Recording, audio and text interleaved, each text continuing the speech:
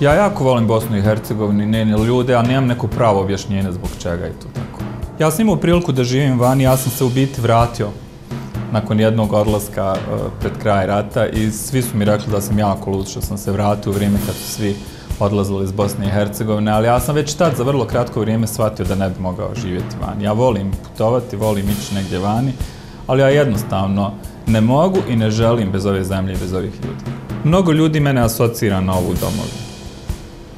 Od nekih historijskih ličnosti, nekih umjetnika koji su kroz istoriju ostavili snažan pečat, koji su ostavili neizbrisiv trag u evropskoj i svjetskoj istoriji. Ali ja se radujem i uspjehu ljudi koji su otišli iz ove zemlje i koji su pravi reprezenti naše zemlje vani, poput Edina Džeke.